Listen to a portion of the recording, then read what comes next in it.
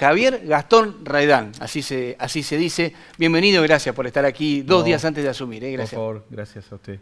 Bueno, ya ha pasado este programa es tranqui al lado de tener que enfrentarse ahí a los 27 diputados y contestar casi 100 preguntas, pero ya lo ha superado eso con éxito. La idea de la nota, Javier, es que la gente lo conozca, porque por ahí hay algunas otras figuras, por ejemplo, cuando llegó, por decir un caso, Daniel Báez, y ya era fiscal hace 20 años en la provincia, la gente lo conocía en el superior, pero su caso, me imagino yo, para mucha gente que está aprendiendo ahora la tele, es una cara nueva, así que cuéntenos de usted. Usted viene de Avellaneda, ¿no? De esa zona. Sí, yo soy oriundo de Avellaneda, viví allá hasta hace poquito, hasta ahora, hasta esta mudanza, y toda mi vida transcurrió ahí, en Avellaneda, en el Gran Buenos Aires. Bueno, y obviamente abogado penalista. Usted se ha dedicado más que nada con su propio estudio, esto lo ha contado en la sesión, por eso lo repaso, ¿no? Sí, yo tuve un estudio que, bueno, a raíz de este prestigioso cargo lo fui dejando de lado y ya terminé mi proceso ahí de desvinculación total, pero es un estudio que cumplió casi 30 años. Sí. Es un estudio penal. Yo siempre ejercí el derecho penal desde los comienzos de mi carrera. Sí. Lo que se conoce como el abogado independiente, ¿no? Para diferenciarlo por ahí del abogado que ejerce algún cargo dentro del Poder Judicial, que sigue una carrera judicial, usted siguió la vía independiente. Sí, hay dos caminos en esto. Trabajar o la carrera judicial o ejercer en forma particular el derecho. Cuando uno lo ejerce en forma particular, y los que son abogados de la matrícula me van a entender, suele ser bastante más difícil, porque dar la vuelta en un proceso, en un juicio y ganar y empezar a hacer una rueda económica son varios años, y cruzar ese río suele ser bastante complejo. Entonces, cuando uno llega a ese punto, no todos los abogados llegan, entonces en general termina siendo una carrera muy difícil. Todas las carreras tienen... Esta especialmente, pero yo diría que todas, hay dos materias de las que adolecen. Una es cómo generar el trabajo y la otra es cómo cobrarlo. Nunca nos enseñan eso en las facultades. Entonces, cuando uno sale por su cuenta, no es fácil traducir eso a la realidad, ¿no? Creo que usted apunta a esa diferencia que hay, que no es para hablar ni de bien ni mal ni de nadie, pero digo, está el que está dentro del sistema cobra el sueldo a fin de mes, tiene un sueldo asegurado. El abogado de la calle no. El abogado de la calle nunca tiene esa posibilidad. Cuando uno trabaja en un sistema judicial o de empleado en algún lado, tiene un piso y tiene un techo. Cuando uno trabaja en la profesión, no tiene techo, pero tampoco tiene piso. O sea, son reglas de juego muy distintas que hacen que tu forma de encarar el derecho tenga una visión diferente y una percepción diferente de cómo llevar adelante lo que tiene que ver con el derecho, lo que tiene que ver con los procesos, lo que tiene que ver con la contención de la gente que uno asiste, darle la seguridad, dar determinadas garantías o no, depende de determinados factores, pero siempre tratar de darle al cliente en ese momento. A mí no me gusta usar la palabra cliente cuando era abogado, sino defendido, asistido, porque cuando uno hace penal, no toma un patrocinio, sino que acepta un cargo. Uno acepta un cargo y tiene un cargo, como si fuese un fiscal o como si fuese un defensor oficial. Acepta el cargo de defensor. Entonces es muy distinto a patrocinar a alguien en un proceso de otra materia, ¿no? Además, me parece que la experiencia, por lo que he leído de sus antecedentes, en algunos casos le ha tocado defender a acusado y en otros casos ser la parte querellante, completo. Sí, y esa contradicción a veces hace que uno se enriquezca más en el proceso, porque la visión es distinta. Cuando uno tiene una visión de acusación, tiene un chip, y se quiere, y cuando uno es defensor, tiene otro. Bueno, ahora va a haber que mediar entre esas partes, ¿no? Claro, ahora el rol de... Ese nunca lo ocupó, este cargo de ser juez es totalmente nuevo para usted. Totalmente, sí, es totalmente nuevo y bueno, requiere también una visión distinta, una maduración tal vez, y una preparación. Claro, bueno, acá esta es una de las preguntas que le hacían los diputados, ¿no? Y está bueno para que usted también la pueda tratar acá en el programa. ¿Usted cree que reúne esas condiciones? ¿Qué cree que le puede aportar usted al cargo de juez? Porque también está la cuestión de ser juez de una tercera instancia o ser un ministro de un ámbito colegiado que tiene funciones de conducir el Poder Judicial, que no es lo mismo el ser juez un camarista, digamos. No, entiendo su pregunta. El tema es, a ver, el proceso por el cual un juez es designado como tal es muy diferente al proceso que tiene un ministro para ser designado como tal. Y eso no es casual. El proceso para ser juez tiene el Consejo de la Magistratura, después tiene una aprobación posterior. Es un proceso. El proceso de ministro tiene otro proceso. ¿Por qué? Porque tiene otras aristas. Como usted dice, tiene función de superintendencia, tiene un ángulo de visión política necesario. Es distinto. Es otro rol. Es un rol de mayor articulación. Pero también tiene incluido el rol jurídico el 100%. Bueno, todo el control de constitucionalidad último en la provincia. Sí, claro. Sí. Y además del lado político, me parece que, por lo menos esto es mi lectura, y lo traigo a la mesa para charlarlo con usted, a veces es visto en un sentido peyorativo, como diciendo, ¿cómo alguien que está en el ámbito judicial va a tener una mirada política? No, pero política en el buen sentido, porque justamente muchas veces todos los conflictos políticos hay que entenderlos para resolverlos porque te llegan ahí, digamos. Bueno, ese es el margen que a lo mejor tiene un ministro de Corte que a lo mejor no tiene en otras instancias, no se tiene en otras instancias. Si una causa llega a esa instancia es porque tiene algún requerimiento que así lo determina y requiere de herramientas que a lo mejor exceden un poco más lo político. En general es jurídico, pero a veces tiene su visión política por el momento, por la situación, por lo que sería la temperatura social. Y bueno, a veces juega eso. Pero además lo escuché decir a usted algo, que viene cuento ahora en esto que estamos hablando, que si vas a interpretar la Constitución también es un acuerdo político. O sea, interpretarla es interpretar una voluntad política. Sí, pero además, yo lo dije en mi audiencia, la Constitución del Chubut es una Constitución muy buena. Es pragmática, es moderna. Pero usted cuando está en la Corte o cuando ejerce la magistratura en la Corte, usted recibe las causas mucho tiempo después. Entonces tiene que resolver algo del pasado en el presente con miras al futuro, porque usted después marca una línea que es la que el resto de los juzgados hacia abajo van a tener que seguir en la medida de lo posible y que esas causas se vayan adaptando. Entonces tiene un poco un juego en el tiempo necesario y que se conjuga también con esta visión política que usted dice. Bueno, hay que recordarle a la gente que hay muchos temas en los que usted no puede meterse de lleno. No. Es decir, yo no quiero, si yo no hago preguntas a fondo es porque no quiero evitar que se convierta en una nota que usted me diga, perdóneme, no le puedo contestar, porque se lo voy a tener que decir, claro, si es así. Va a ser fijar postura de algo que usted le puede jugar en contra más adelante. Ahora, usted sí se jugó una opinión en la respuesta de los diputados, que sí me parece interesante que usted la pueda explicar. Usted va a llegar a una sala, que es la sala penal. Sí. Usted dice, si me preguntan a mí, el superior no tiene que tener sala. ¿Por qué está dividido en salas? ¿No? Sí.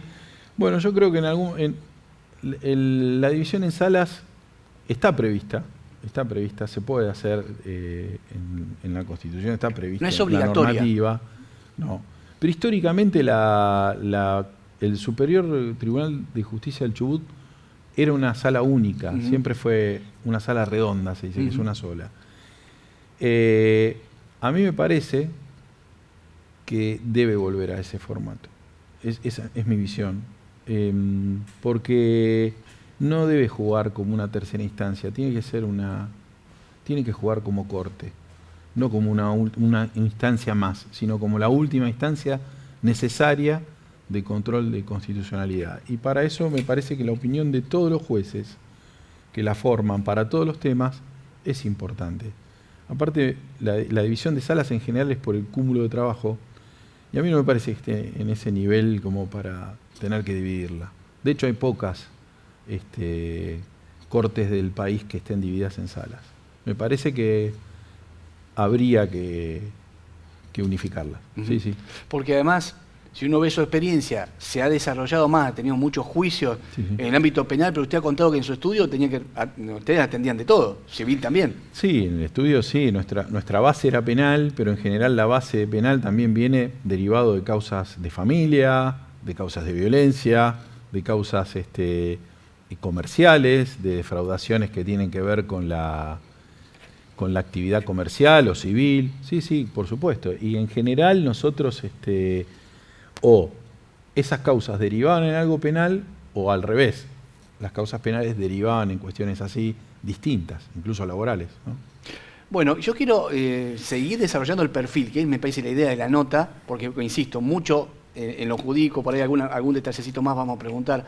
Pero a usted le cuestionó, quiero dar la oportunidad también de contestar, hubo muchas notas de colegios de abogados con los que usted va a empezar a tratar, los va a conocer, a las figuras de la política judicial o del marco judicial de la provincia del Chubut, que le cuestionaban que no era de acá, como un demérito, digamos, no ser oriundo de la provincia del Chubut, bueno, que no sea mujer, que es algo que no tiene la culpa usted, digamos, que en eso que puede hacer, pero bueno, esta cuestión de el cupo, pero usted habló del tema del cupo, por eso le quiero preguntar, y también le cuestionaron, a ver, ¿cómo decirlo? El tema de la formación académica. Bueno, a ver, mostrame cuántos seminarios tenés, cuántos cursos, cuántos congresos, sos docente, cuántos libros publicaste. Es como que ese puntaje está dando vueltas siempre como diciendo, bueno, para ver si sos bueno, lo tenés que demostrar así. Y usted dijo, yo no vengo de ese palo, yo estaba en los juicios, toda mi experiencia está en los juicios, ¿no? A ver, le hice una pregunta amplia para que usted desarrolle. Sí, entiendo. No, cuando uno ejerce la profesión, yo he terminado juicios a la madrugada.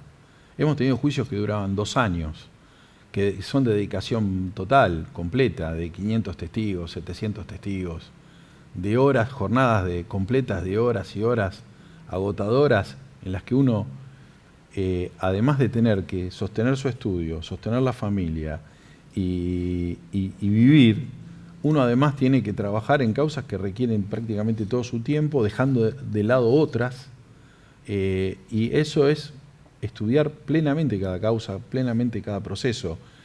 El abogado de a pie, el abogado de la calle, tiene muy poco tiempo para ir a hacer cursos, pero estudia todo el tiempo, porque si no, no puede defender, no puede trabajar.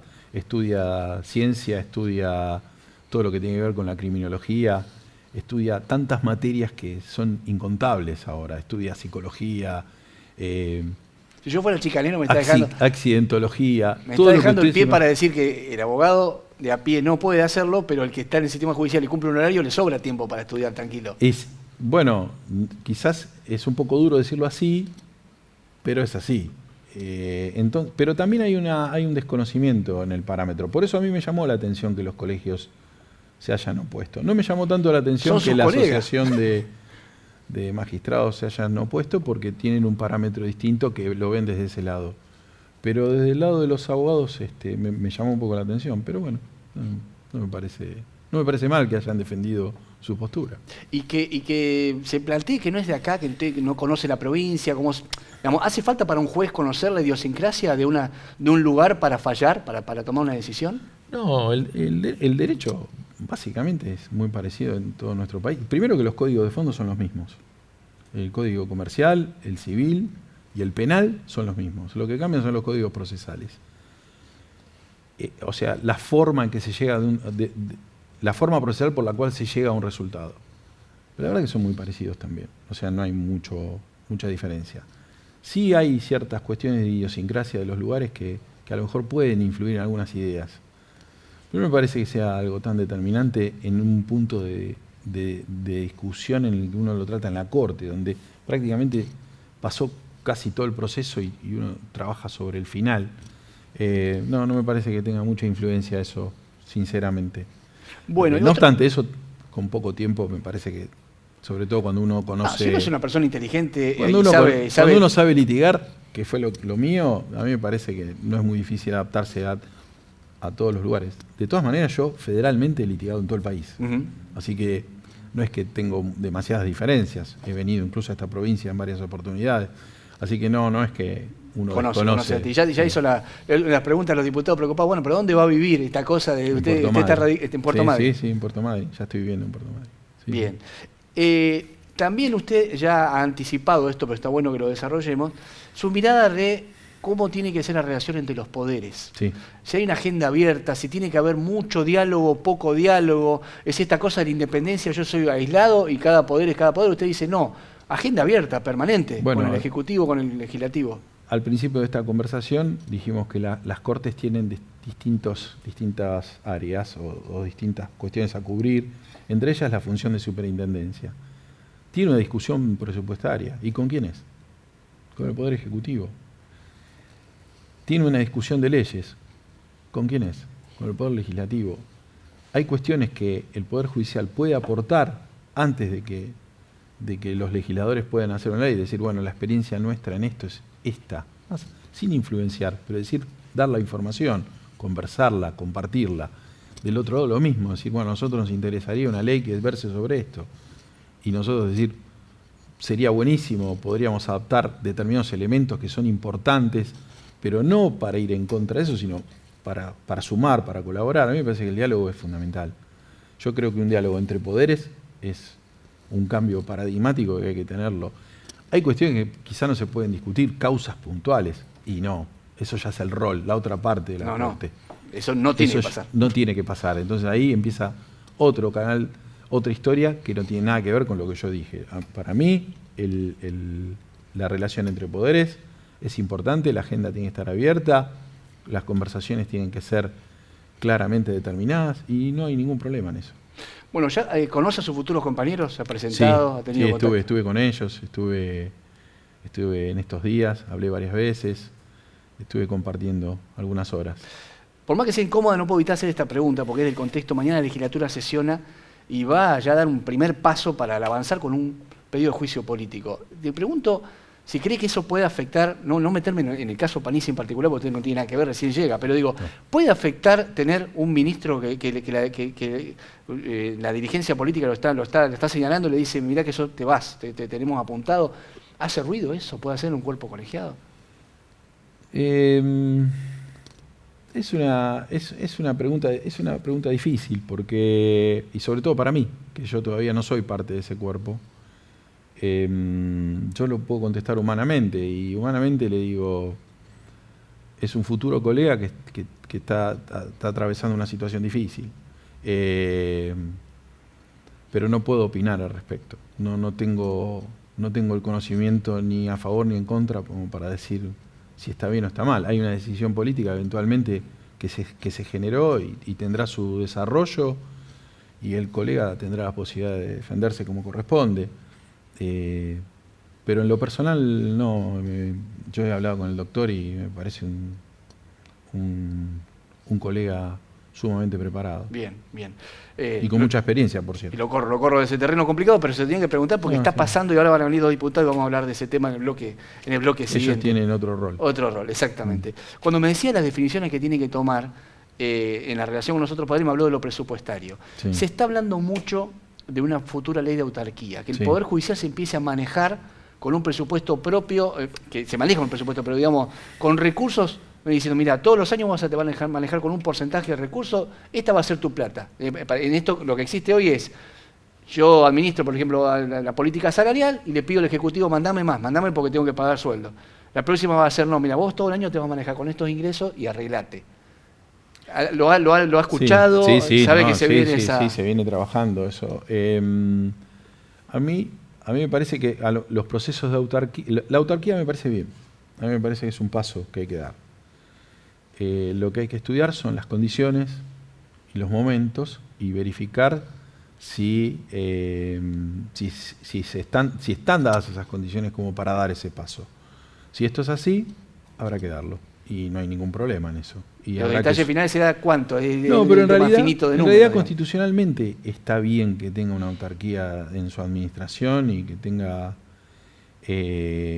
una administración completa por su cuenta.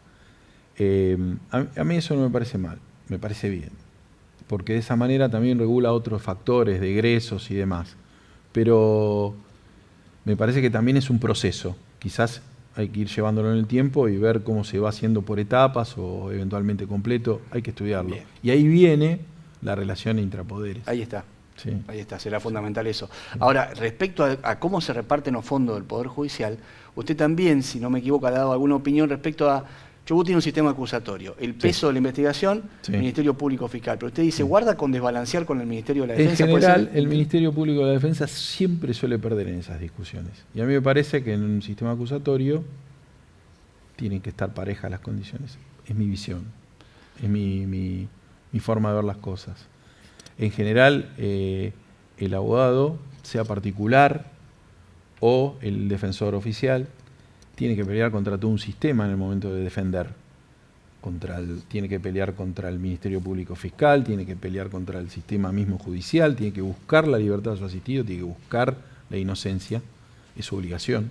Así como del otro lado tienen que probar la culpabilidad. Y son trabajos muy, muy parecidos, aunque a veces piensen que lleva mucho más recursos el Ministerio Público Fiscal. Yo entiendo que los dos requieren de... La paradoja es que lo que más está costando cubrir encargos son fiscales.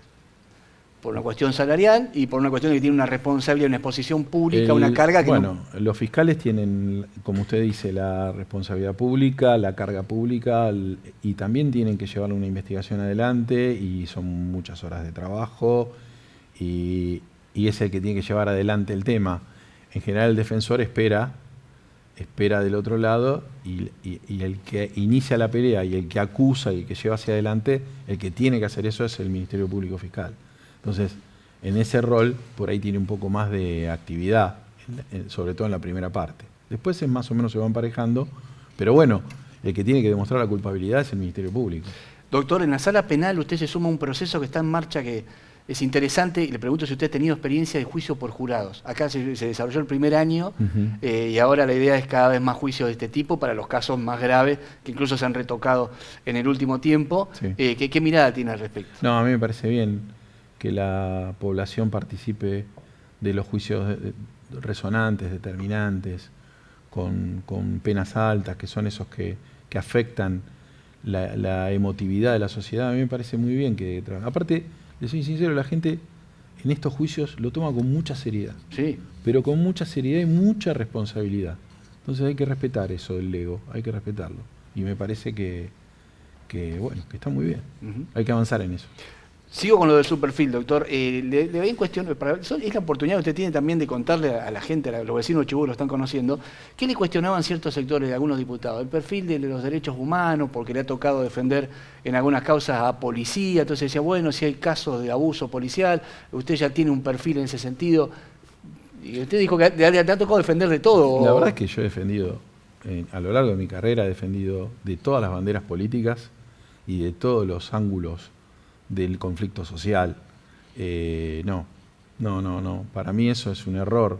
Que haya causas que hayan tomado relevancia pública en el momento de defender policías, que aparte no veo nada, a mí no me parece que defender policías requiera un cuestionamiento. Hay un preconcepto, está claro en el planteo. Sí, claro, sí. Pero ¿cómo se puede llegar a una sentencia o a un juicio justo si no tiene la defensa? Entonces, fueron condenados, pero se sintieron defendidos, se hizo el proceso normalmente, finalizó. Es como funciona el sistema. Nosotros lo vemos, en general, en la sociedad nuestra, caracterizamos al abogado con la defensa que ejerce. Y esto no es así. Uno ejerce como abogado a quien lo contrata. Puede elegir. Hay cuestiones límites que uno como abogado particular puede decir, esto no lo defiendo, esto no lo quiero, a diferencia de un defensor oficial que defiende todo.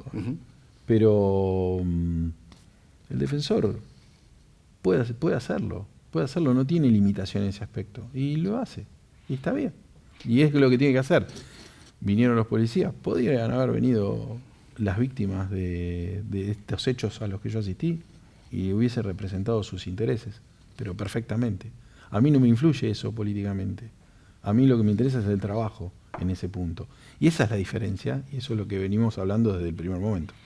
Bueno, hay una causa muy interesante, en la que yo estuve buceando en sus antecedentes, me dediqué a leer mucho, que tiene que ver con un caso que hay muchos que la gente, estoy seguro que sigue la noticia o que conoce vecino o le ha pasado, porque me dice que ahí había como un vacío legal o la ley no estaba del todo todavía actualizada cuando había una mascota Sí.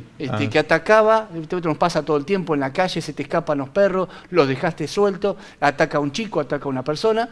¿Y qué pasa con los daños? ¿Quién es responsable por los daños Bueno, este caso? Y usted tuvo un caso resonante a nivel sí, nacional. el caso sigue vigente. Entonces, porque están en etapa de apelación, yo ya no soy más el abogado, pero mi secreto profesional está. No obstante eso, como tomó estado Lo público... que haya trascendido, sí. Sí, sí. La causa fue una causa terrible, porque fueron 4 perros fila brasilero. ¿Cuándo y dónde fue esto? Esto fue en la localidad de Wilde, en Avellaneda, hará unos 3 años.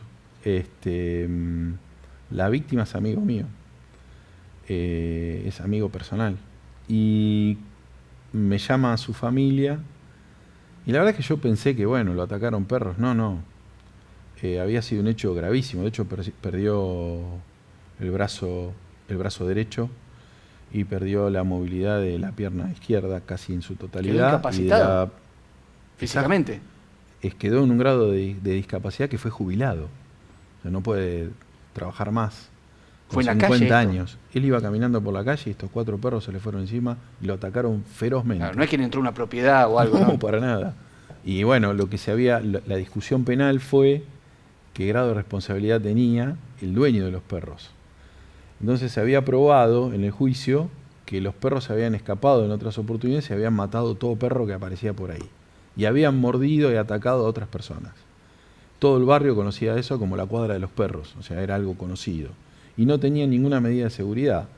Se habría abierto la puerta, se habría forzado la puerta, alguien lo hizo, o la misma fuerza de estos animales que son muy grandes. Creo que incluso había cámaras donde quedó todo registrado. Sí, está todo filmado. Este hecho está filmado completo, está grabado completo. Las imágenes que vi de ese caso fueron las peores que vi en mi carrera, así abiertamente. Fueron tremendas, o una de las peores, tremenda. De hecho, ahí estudiando para esta causa, todo lo que tenía que ver con perros, yo no sabía, el fila brasileño se llama fila, porque esa raza fue creada en Brasil para el control de esclavos y mantenerlos en una fila. Entonces son perros preparados para la dominación del ser humano. Son perros violentísimos, feroces. 1, 4 ni le cuento. Entonces, la discusión era qué responsabilidad penal podía tener el dueño de los perros que ni siquiera estaba en la propiedad. Bueno, entonces la discusión era, con un solo perro podía tener un grado de responsabilidad, pero con 2, con 3 y con 4, la verdad que ya no era solo desidia, sino que si pasaba algo no le importaba, y eso se llama en derecho penal lo que sería un dolo eventual. Entonces se lo llevó al daño, o sea, una condena por daño, pero un daño ex professo, un daño doloso, no un culposo. Casación después lo volcó a culposo y le dio la libertad a este hombre condenándolo a 3 años. No es que lo dejó gratis. Pero en aquel momento, ¿hay algo económico también para resarcir a esta víctima? No tiene nada, esta persona no tiene absolutamente nada, no tiene los seguros que requería la legislación de ese momento. Los perros habían sido secuestrados y después devueltos. Todo tuvo un manejo muy desprolijo y la causa finalmente terminó con la condena del dueño de los perros.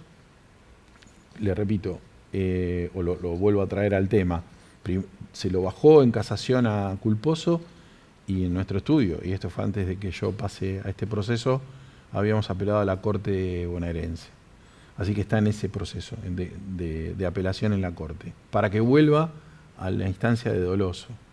Bien. Así que está ahí.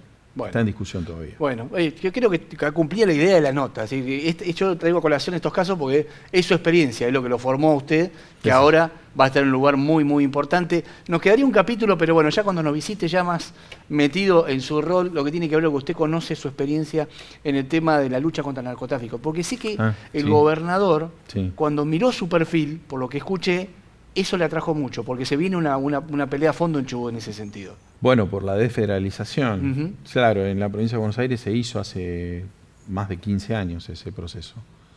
En la provincia de Buenos Aires no fue tan bueno. Pero yo creo que en Chubut puede funcionar, porque tiene otras características volviendo al tema del reconocimiento, tiene otras características que creo que pueden ser beneficiosas respecto a este tema, y hay que generar algunas condiciones previas, tanto del sistema judicial como del sistema policial, para no incurrir en los errores que se incurrió en la provincia de Buenos Aires. Pero es un sistema que se puede llevar o viabilizar perfectamente. Doctor, gracias por habernos visitado en esta etapa especial, porque todavía usted no juró, no asumió, así que tenemos en cuenta esa deferencia de haber estado aquí en el programa, y éxitos en la función, en la administración, este rol tan importante que tiene para con la provincia del Chubut y la administración de justicia. Muchísimas gracias. Gracias por haber venido.